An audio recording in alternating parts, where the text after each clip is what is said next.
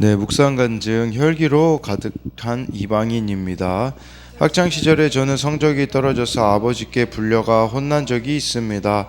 아버지가 훈계를 다하시고 제게 방으로 들어가라고 하셔서 들어갔는데 그 순간 창문으로 바람이 세게 불어와 방문이 쾅하고 닫혔습니다. 이에 제가 기분이 나빠 화낸다고 생각하신 아버지는 저를 다시 불러 손찌검을 하셨습니다. 그때부터 저는 아버지를 가정폭력 가해자로 여기고 성인이 되어서까지 아버지를 원망했습니다. 그러다 작년에 남편이 회사에서 업무 실적 부진으로 권고사직을 받았습니다. 남편은 자신이 실적을 내지 못해서 그런 통보를 받았다고 수긍했지만 저는 마치 제가 직장에서 잘린 것처럼 흥분하여 회사를 향해 원망을 쏟아냈습니다. 퇴사 처리는 부당하다고 생각해 억울함에 사로잡혀 씩씩대며 혈기를 내는 제 모습이 마치 혀가 썩어 들어가는 자 같았습니다. 이후 오늘 본문 말씀을 묵상하는데 16절이 눈에 들어왔습니다. 예루살렘을 치러 왔던 이방 나라들 중에 남은 자가 해마다 올라와서 그 왕 만군의 여호와께 경배하며 초막절을 지킬 것이라. 하나님은 회개하고 돌이키는 이방인을 남은 자라고 칭하시며 초막절을 지키라고 말씀하십니다. 제게도 하나님은 회개할 기회를 주시지만 저는 억울하게 느껴지는 상황 속에서 자기 연민과 피해의식에 갇혀 제가 당한 것만을 곱씹으며 투덜거리고 있었습니다. 얘는 남편의 권고사직이 저와 저희 부부를 구원으로 인도하시려고 하나님이 허락하신 사건임을 인정합니다. 상대를 세상에서 가장 나쁜 죄인으로 몰아가는 저의 악을 회개하고 남편의 전 직장을 더 이상 원망하지 않겠습니다. 연약하고 부족하여 또 혈기를 부리며 넘어지는 일이 있더라도 주님의 보혈을 의지해 다시 돌이켜 주 앞에 성결한 인생을 살기를 소망합니다. 적용하기입니다. 남을 원망하는 마음이 올라올 때면 화를 가라앉히고 오늘 큐티 말씀을 다시 살펴보겠습니다. 돌아오는 주일에 친정 아버지를 찾아뵙고 큐티인을 선물하겠습니다. 네, 여기 이렇게 나와 있는 이런 내용들처럼요. 제게도 하나님은 회개할 기회를 주시지만 저는 억울하게 느껴지는 상황 속에서 자기 연민과 피해의식에 갇혀 제가 당한 것만을 곱씹으며 투덜거리고 있다라고 하지 않습니까? 그렇기에 오히려 남편의 이 권고사직이 저와 저희 부부를 구원으로 인도하시려고 하나님이 허락하신 사건임을 이렇게 인정한다라고 말하며 주님의 보혈에 의지해 다시 돌이켜 주 앞에 성결한 인생을 살기를 소망한다고 하고 있습니다. 네, 오늘은 이 스가랴 이제 마지막 시인데요. 스가랴 14장 12절부터 21절까지입니다. 12절에요. 예루살렘을 친 모든 백성에게 여호와께서 내리실 재앙은 이러하니 곧 섰을 때에 그들의 살이 썩으며 그들의 눈동자가 눈구멍 속에서 썩으며 그들의 혀가 입 속에서 썩을 것이요 라고 말씀해 주고 있습니다. 이게 어떤 재앙인가? 아마도 뭐 한 18절 19절하고 연결시켜 보자면 초막절을 지키지 않을 때 내릴 재앙을 가리킨다라고 볼 수가 있습니다.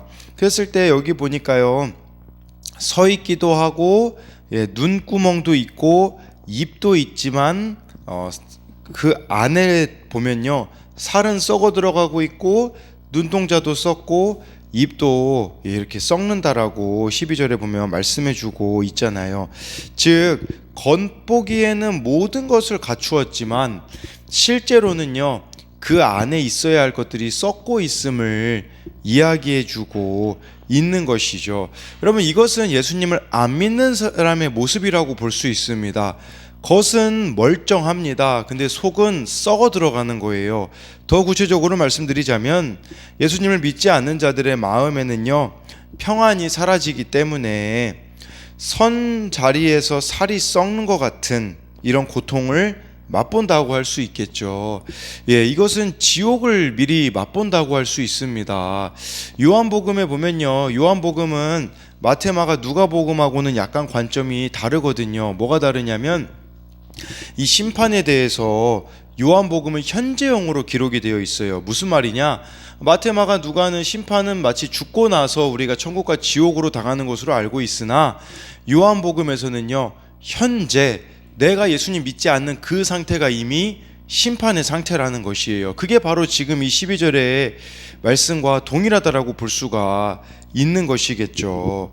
그러니 지옥은요, 죽어서만 가는 곳이 아니라 지금 예수님 믿지 않고 살아가는 자들이 이미 지옥을 맛보며 살아갈 수밖에 없음을 기억해야 합니다. 그래서 이 12절에 대한 적용으로는 결국 재앙을 피할 수 없을 것임에도 불구하고 내가 주님보다 먼저 찾고 애지중지하는 것은 무엇입니까? 천국을 누리고 있습니까? 지옥을 누리고 있습니까? 우리가 정말 예수님이 나의 주인이 되시면 천국을 누릴 수 있는데 그렇지 않으면 당연히 지옥을 누릴 수밖에 없음을 기억해야 합니다. 나를 힘들게 하는 원수들을 미워하는 일에 마음을 빼앗겨 자신을 더욱 괴롭히지는 않나요? 우리가 용서해야 되는 이유 여기에 있지 않겠습니까? 용서하지 않으면 내가 지옥 속에 살아갈 수밖에 없기에 스스로를 괴롭게 하고 있지는 않느냐라고 묻고 있는 것이며, 내가 따르는 허망하고 썩어질 영광은 무엇인가요? 13절 보면요, 그날에 여호와께서 그들을 크게 요란하게 하시리니 피차 손으로 붙잡으며 피차 손을 들어 칠 것이며 라고 해서요, 그들을 요란하게 하실 것이다 라고 말씀해 주고 있어요. 여기서 요란이란 단어를 원어로 보면요, 평안하지 못하고 안정되지 못함, 두려움에 사로잡힘, 이런 의미가 있습니다. 그리고요, 여기서 피차 손으로 붙잡고 손으로 들어 친다, 이것은 무슨 의미냐면 가장 가까운 사람끼리 서로 상처를 주고받는다라는 의미가 됩니다. 여러분, 예수님 없이는 참된 평안이 없습니다. 가장 가까운 사이라도요, 예수님이 없으면 가장 멀어질 수밖에 없음을 기억해야 되는 것이겠죠. 그래서 이거 13절에 대한 적용 질문은 가장 사랑해야 할 사이가 가장 상처를 준 사이가 되지는 않았습니까? 아까 묵상 간증에 나왔듯이요, 아버지와 이렇게 또 딸의 이런 관계가 정말 가장 사랑해야 될 사이인데 이렇게 상처를 준 사이로만 남아있는 것들이 있지는 않은가를 봐야 하는 것이겠죠. 14절 말씀을 보면요, 유다도 예루살렘에서 싸우리니 이때에 사방에 있는 이방 나라들의 보화 곧 금, 은과 의복이 심히 많이 모여질 것이요 라고 말씀해주고 있습니다. 유다도 예루살렘에서 싸우겠다라는 것은요, 이제는 이 유다가요, 예루살렘과 자신은 별개라고 생각을 했던 것이죠. 근데 안 되겠다, 우리도 예루살렘을 도와야겠다라고 이렇게 바뀌게 된다라는 뜻이에요. 그러니까 우리로 말하자면요, 우리 주변에도요, 예루살렘 같은 자들이 있어요. 근데 이제는 우리가 그들이 보이는 거예요. 고통받는 이웃의 문제를 그들만의 문제로 두지 않고 그들과 함께 해야 한다라는 것이겠죠. 우리로 말하자면요, 영적 싸움을 싸울 수 없는 자들이 있지 않겠습니까? 우리들은 그들과 함께 함으로 이 영적 싸움들을 같이 싸워내 줘야 되는 그런 부분들도 있다라고 볼 수가 있겠고요. 그렇게 하나님 편에 우리가 서 있을 때요, 사방에 있는 모든 나라, 이방 나라들의 보화, 금은, 의복이 심히 많이 모여질 것이라고 말씀해 주고 있습니다. 내가 하나님 편에 서서 살아갈 때요, 하나님께서는요, 우리들의 필요까지도 책임져 주신다라는 그런 의미도 여기에 포함된다라고 볼 수가 있습니다. 15절에요, 또 말과 노새와 낙타와 나귀와 그 진에 있는 모든 가축에게 미칠 재앙도 그 재앙과 같으리라. 여러분, 그 당시에 아마도 이 말, 노새, 낙타, 나귀는요, 그냥 가축이 아니라 재산이었을 겁니다. 모든 재산에 재앙이 내리게 될 것임을, 그러니까 하나님을 믿지 않는 자들에게는 이런 일들이 벌어질 수밖에 없다라는 것을 말씀해주고 있는 것이죠.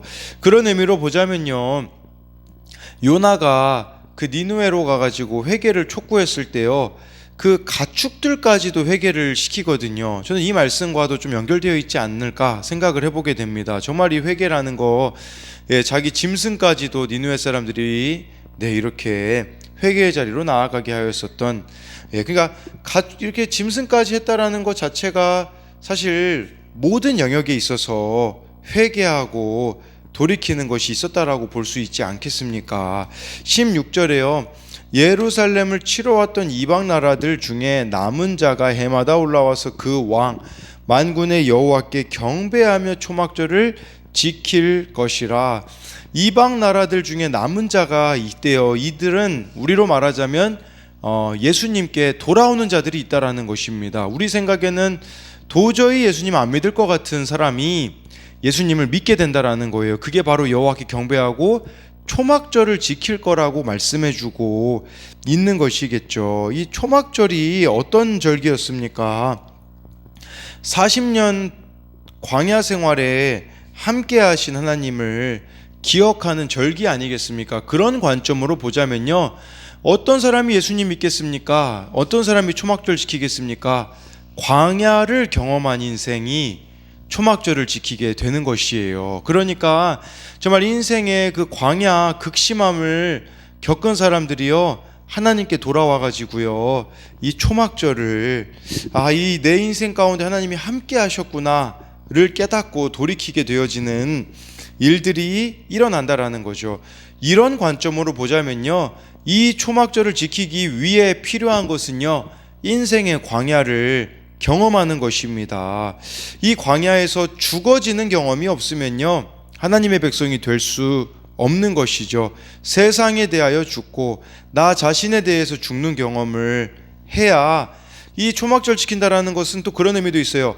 하나님께서 공급해 주는 힘으로만 살 수 있다, 그것을 고백하는 것이 바로 초막절의 의미라고 볼 수가 있는 것이겠죠. 여러분, 이런 관점으로 보자면요, 우리 주변에 이방 나라들이 있습니다. 이 이방 나라들이라는 것은요, 바로 나를 힘들게 하는 가족, 친구, 그들을 가리킬 수도 있어요. 그들도 초막절을 지켜야 된다라는 것은요, 그들도 함께 구원받아야 할 영혼이라는 사실이에요. 그들 때문에 내가 하나님을 간절히 붙들게 된 것을 기억해야 합니다.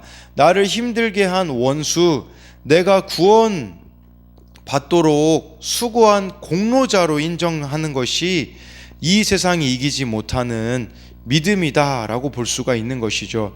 그렇기 때문에 우리를 가장 힘들게 한 사람이 나의 구원을 위해 가장 수고한 사람이구나 라는 것을 깨닫는 것을 또 우리가 봐야 한다라는 것이겠죠. 그랬을 때 이것에 대한 적용 질문으로는요, 어떤 상황에도 나와 동행하신 하나님의 은혜에 감사합니까? 이 광야에서 함께 하시는 그 하나님을 기억하는 게 초막절이기에 이렇게 언제나 동행하시는 그 하나님 은혜에 감사하는지, 나를 힘들게 하는 사람을 통해 내가 하나님을 믿게 되었다면 그가 내 구원의 공로자임을 인정합니까? 17절부터 19절까지를 보면요, 땅에 있는 족속들 중에 그 왕 만군의 여호와께 경배하러 예루살렘에 올라오지 아니하는 자들에게는 비를 내리지 아니하실 것인즉, 만일 애굽 족속이 올라오지 아니할 때에는 비 내림이 있지 아니하리니 여호와께서 초막절을 지키러 올라오지 아니한 이방 나라들의 사람을 치시는 재앙을 그에게 내리실 것이라. 애굽 사람이나 이방 나라 사람이나 초막절을 지키러 올라오지 아니하는 자가 받을 벌이 그러하니라. 이렇게 하나님을 경배하지 않는 자, 초막절을 지키지 않는 자는요, 그들의 삶 가운데 재앙이 있다라고 말씀해 주고 있습니다. 다른 말로 하자면요, 이게 하나님의 사랑의 표현 아니겠습니까? 재앙과 같은 사건이 있으므로 그들이 돌이키기를 원하시는 하나님의 모습을 우리는 봐야 합니다. 왜냐하면 돌이키지 않으면요, 영원한 형벌을 받게 되어지기 때문에 우리 또한 잘못된 길로 갈 때에 재앙과 같은 사건을 내리심으로써 하나님께 돌아오기를 원하신다라고 볼 수가 있는 것이겠죠. 그래서 하나님이 정말 원하시는 것은, 여러분, 이 스가랴서 전체가 하나님의 다스림에 대한 부분이라고 한다면, 하나님의 이 다스림은요, 믿는 자들뿐 아니라 믿지 아니하는 자들도 하나님께 돌아와 모든 이들이 열방이 하나님의 다스림을 받기를 원하시는 것이 바로 하나님의 뜻임을 보여주고 있는 것이라고 할 수가 있습니다. 그리고요, 이 초막절은요, 이스라엘 백성들이요, 초막절을 지키기 위해서요, 1년에 한 번씩 지붕 위로 올라가든지 광야로 나가서 온 가족이, 우리로 말하자면 이 텐트를 친다고 볼 수 있거든요. 이 초막절을 지키는 것이요, 광야에서.